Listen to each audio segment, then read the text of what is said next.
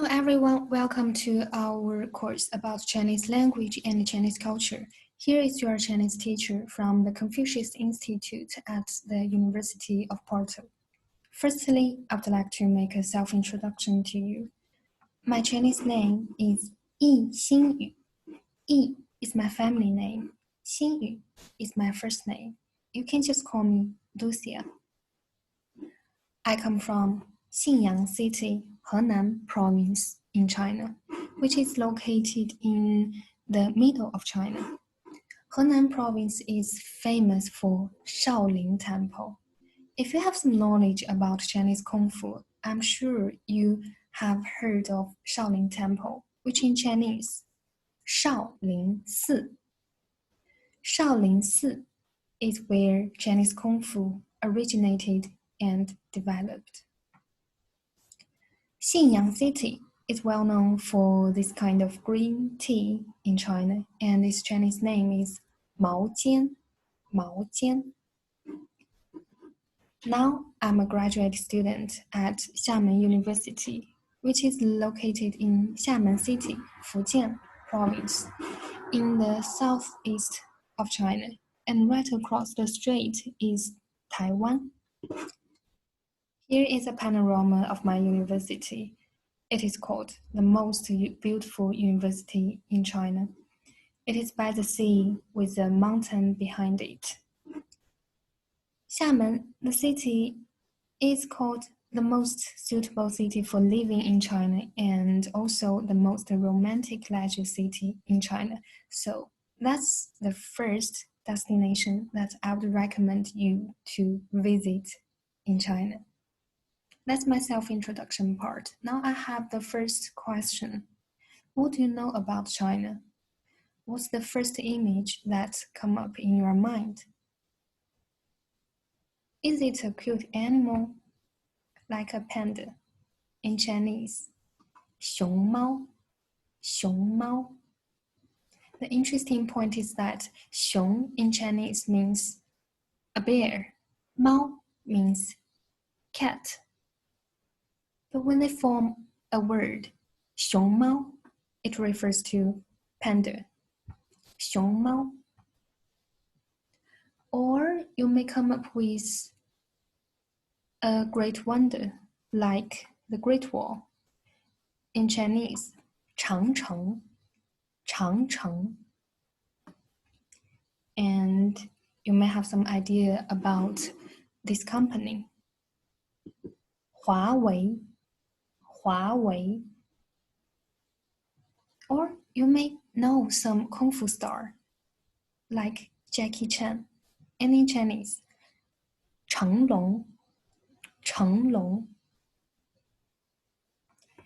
If these are the knowledge that you have already known about China, I'm sure after our 4 courses, you can have a much better understanding of this country.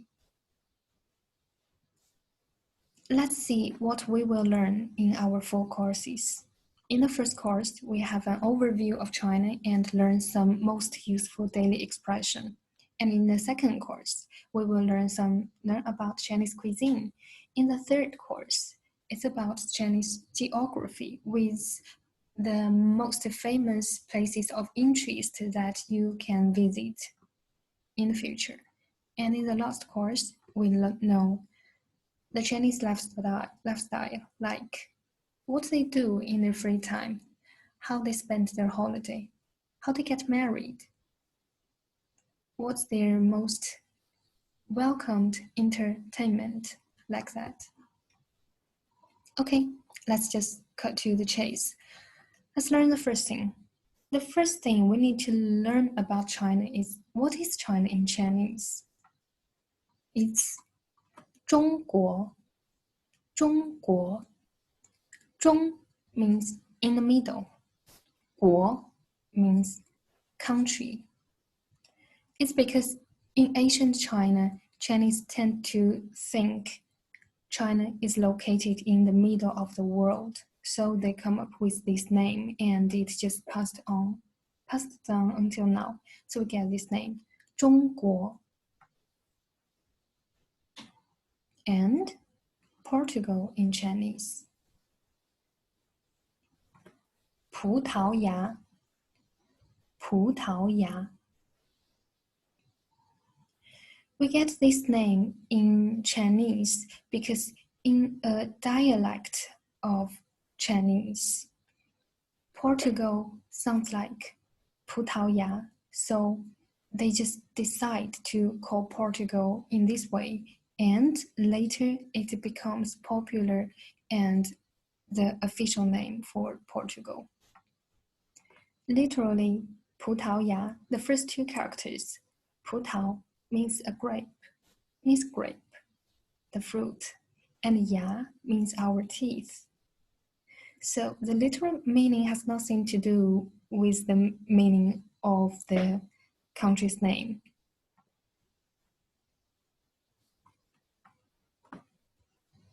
So, how we call the people in China, the Chinese, it's 中国人, 中国人. So 人 refers to people, 中国人. And how about Portuguese? The same rule. Portugal people, 葡萄牙人, 葡萄牙人. And here, I bet he's the most famous Portuguese in China, and we shorten his name in this one. We call him C. Luo in China. C comes from the first letter of his name, and Luo is from Ronaldo, the sound. So we call him C. Luo. He's the most famous 葡萄牙人 in 中国.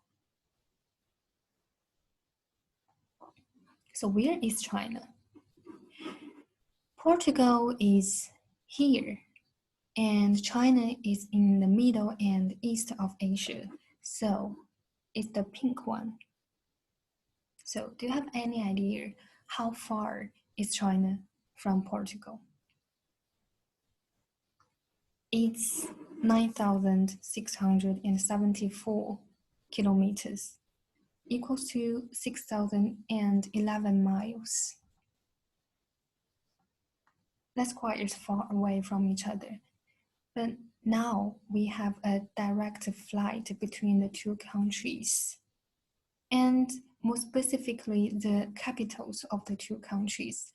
From Lisbon to Beijing, the direct flight takes like 12.5 hours to fly from Lisbon to Beijing. Now we have some figures about China to help you to learn more about China. First, 9.6 million. And third, what does it stand for? Yes, it's the area.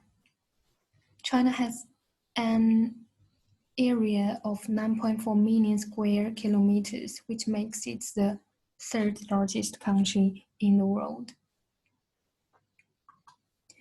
1.4 billion and 1/5.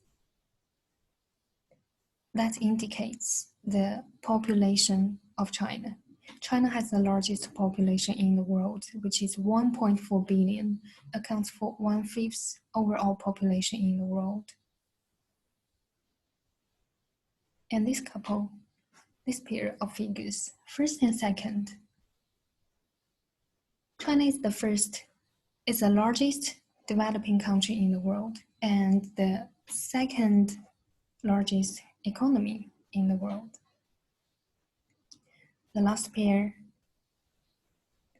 23,542. It means China has 23 provinces, 5 autonomous regions, 4 municipalities, and 2 special administrative regions, which is Hong Kong and Macau. In Chinese, 香港 and 澳门. So I hope these figures help you to know some basic facts about China. Now we move on to learn more. First, the major city in China. Let's have a look from the top to the bottom. The first one here is the capital of China, so it's Beijing. Beijing. Beijing has been the capital of China for over 800 years. It has many most wonderful scenery in China. Many tourist sites are located there, like the Great Wall, the Forbidden City, and the Summer Palace. So, if you go to China, you must go there. And the second one is the commercial center of China, which is Shanghai. Shanghai. It is the commercial center, so Beijing is the cultural and political center.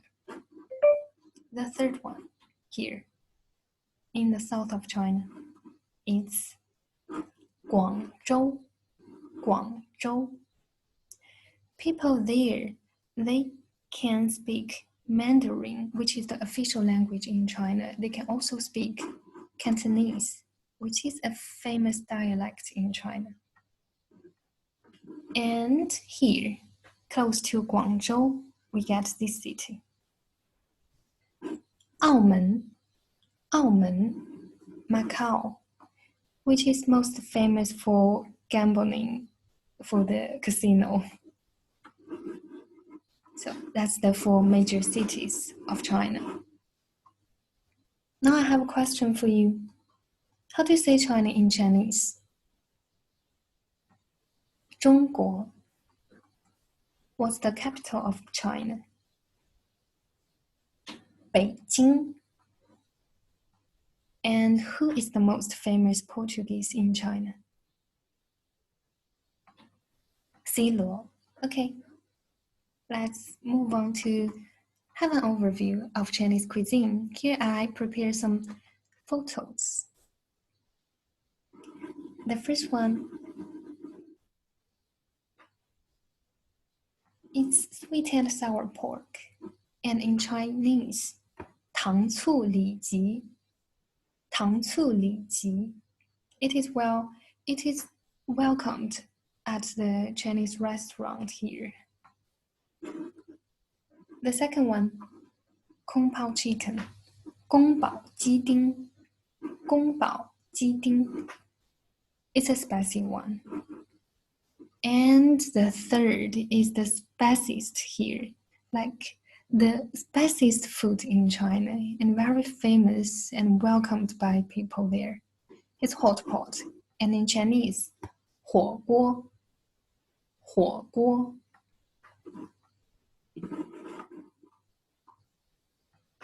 Three more. The first one, dumpling, 饺子. 饺子. Chinese people may eat dumpling during Spring Festival with their family. And this one, it's 炒面. 炒面. It's fried noodles with some vegetables and meat. And the last one, the typical food of our capital, Beijing, it's roasted duck, 北京烤鸭. 北京烤鸭. I believe these dishes, this cuisine, are something that you can't miss if you visit China or if you go to eat at the Chinese restaurant here.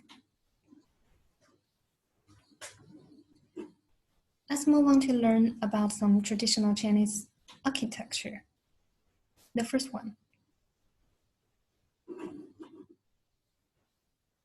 the palace, and it's also the Forbidden City in China.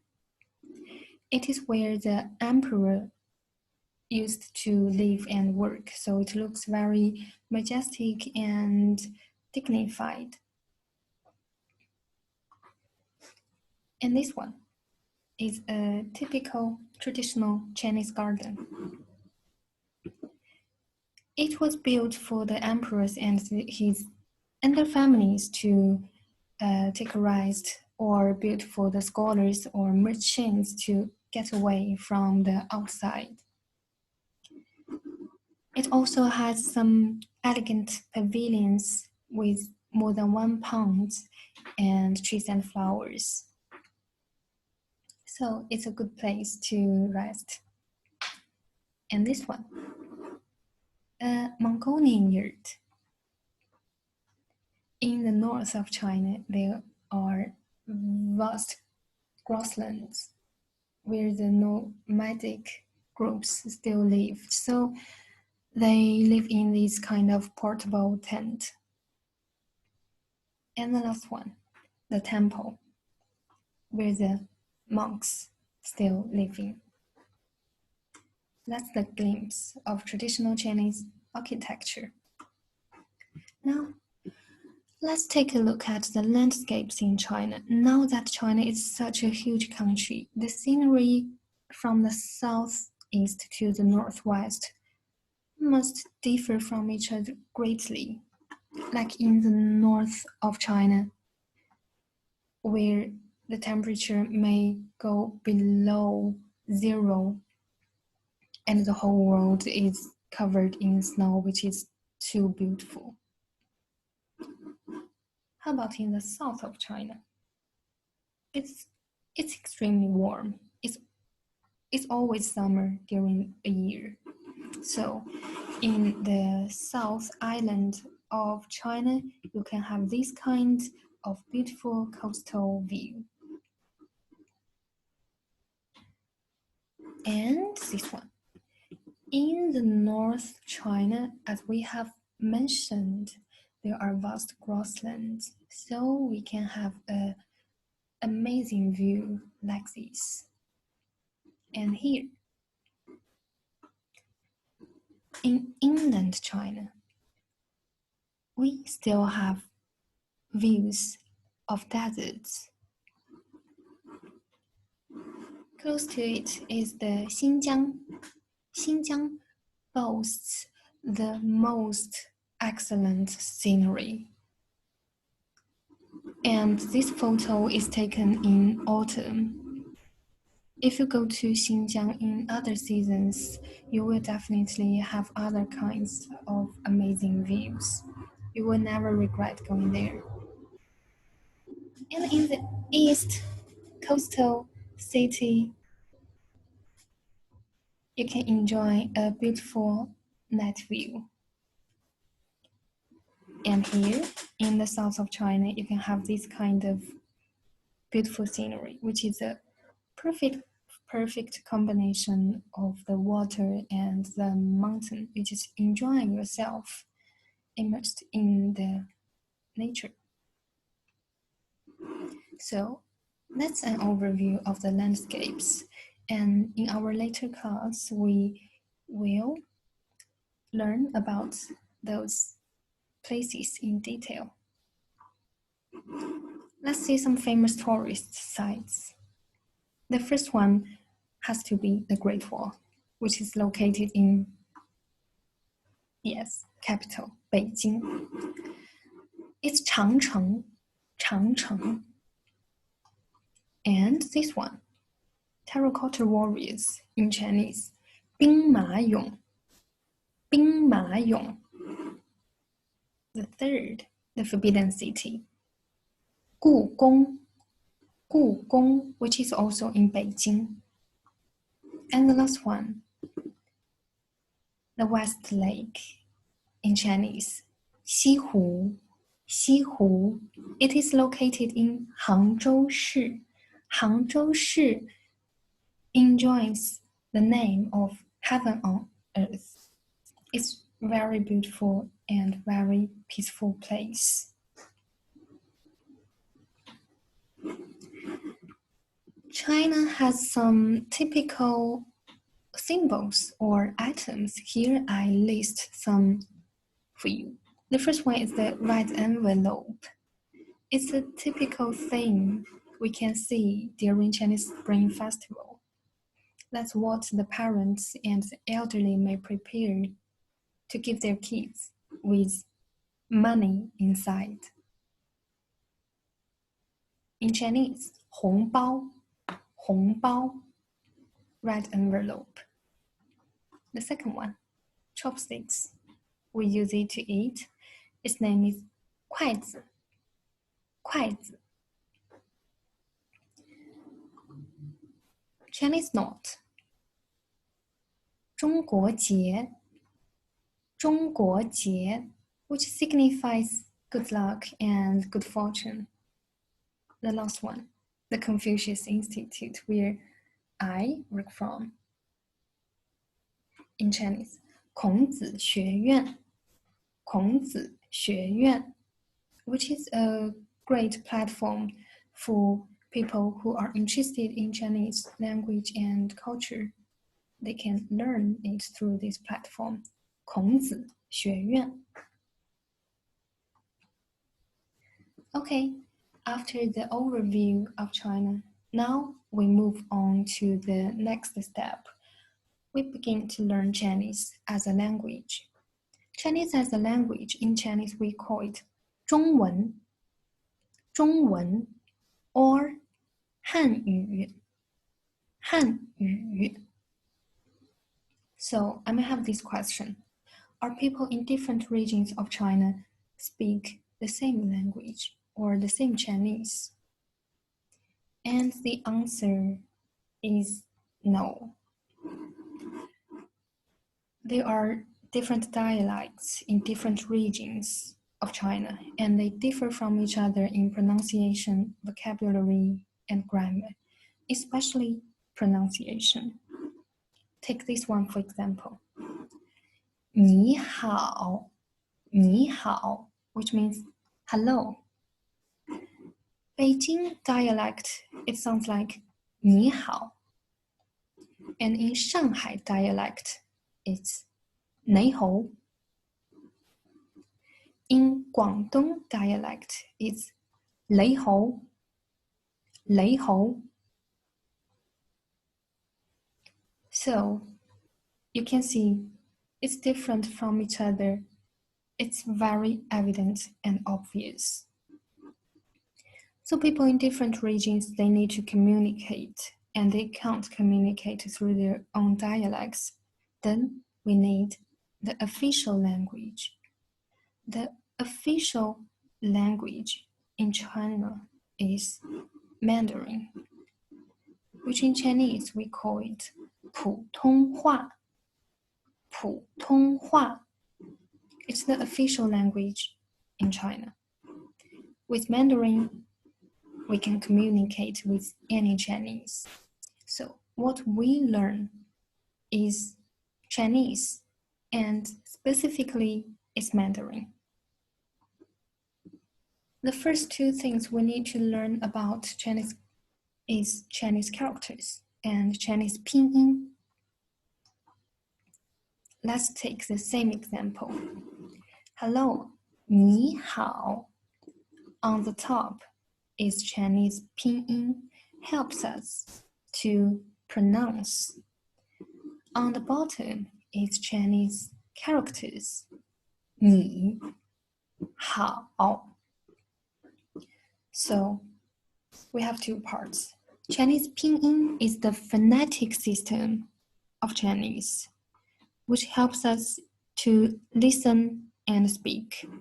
Chinese character is the writing system.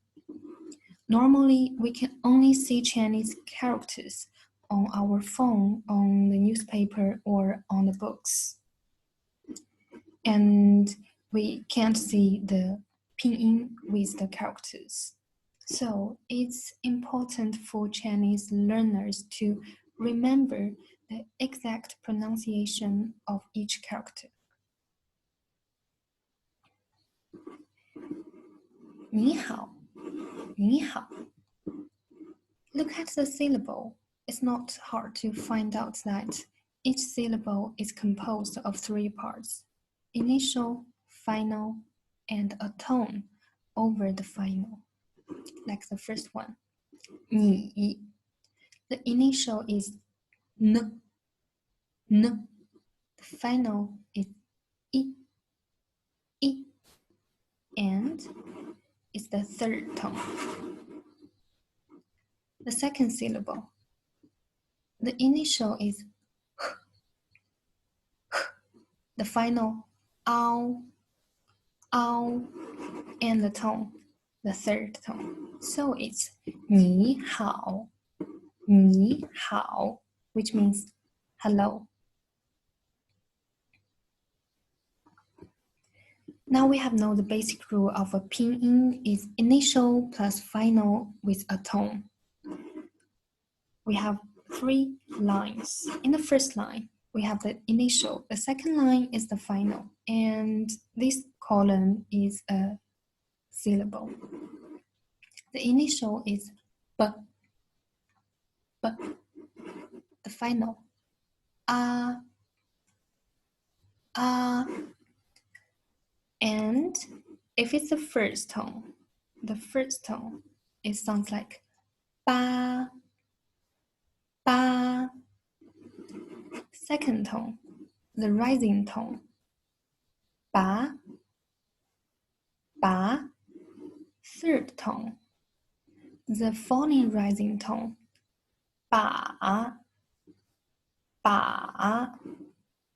The last tone, the falling tone, ba.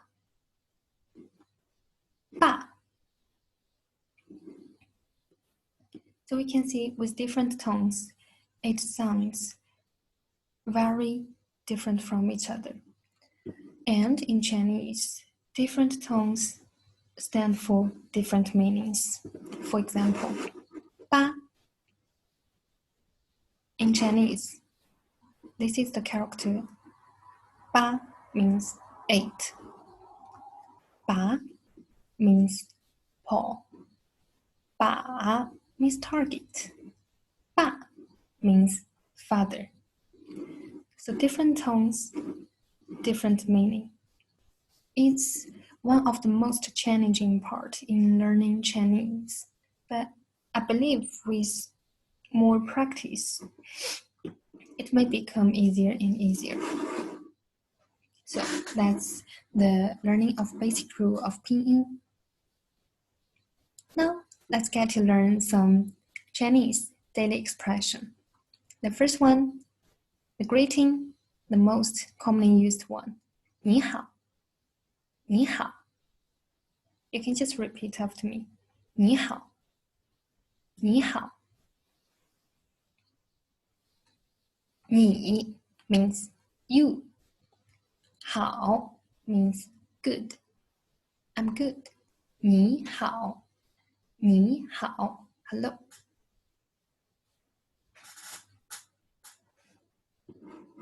This one. 早上好,早上好, which is good morning. So 早上 means morning. 好 good. 早上好. 下午好. 下午好. Good afternoon. 下午 afternoon. 晚上好. 晚上好. Good evening. 晚上 evening. 晚安.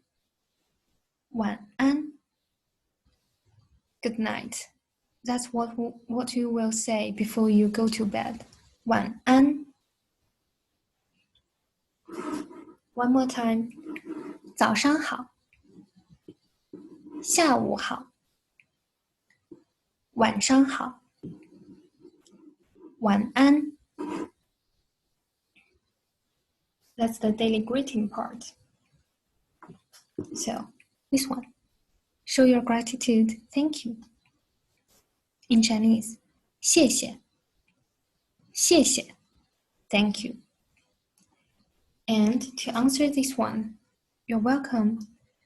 不用谢. 不用谢. Or we have a more common way to say this, which is 不客气,不客气, which means you are welcome. One more time, 谢谢,谢谢. You're welcome. 不用谢,不用谢. Or 不客气,不客气. Now let's move to the third part. Goodbye. 再见,再见,再见. 再 means again. 见 see. So see you again. 再见. Bye bye. 再见. Bye bye is also quite commonly used in China. Bye bye, which refers to goodbye. And this one. See you tomorrow. 明天见. 明天见. See you tomorrow. 明天 refers to tomorrow. 明天见. So it's important to know how to say sorry in Chinese. 对不起,对不起. And to responses. 没关系,没关系. 没关系, that's alright. 没关系. One more time. Sorry. 对不起,对不起. And the answer to it. 没关系,没关系.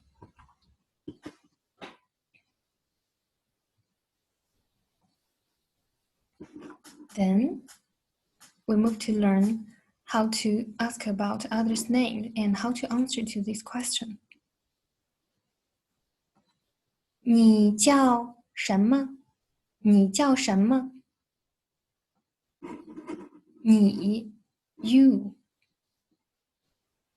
叫 to be called is the verb to be called. 什么?什么 means what. What. So the sentence means, what's your name? 你叫什么?你叫什么? And the answer to it is 我叫 with your name. 我 means I. So it's I am. This is my name. 易星宇. So I must say 我叫易星宇.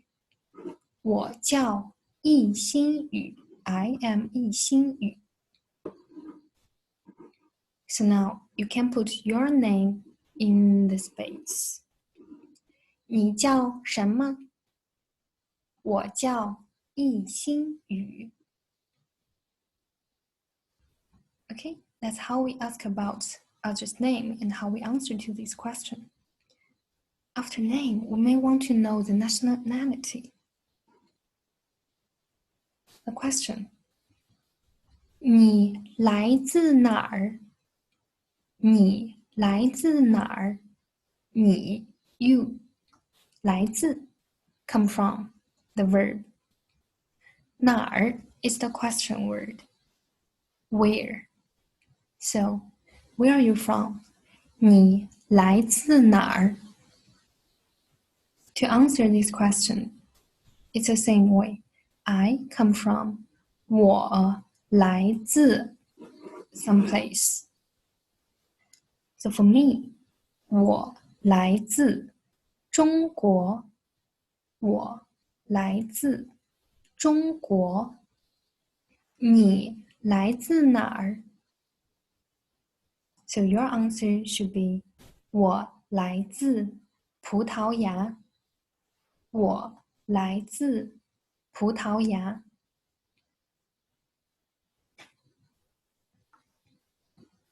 Okay, that's what we learned for today. we have an overview of China and Chinese. We know some basic things about Chinese as a language. There are Chinese characters, there are Chinese pinyin, Chinese syllables. And we also learn some most commonly used daily expression. So next week, we will learn something about Chinese cuisine. So see you next week and have a nice weekend. 再见。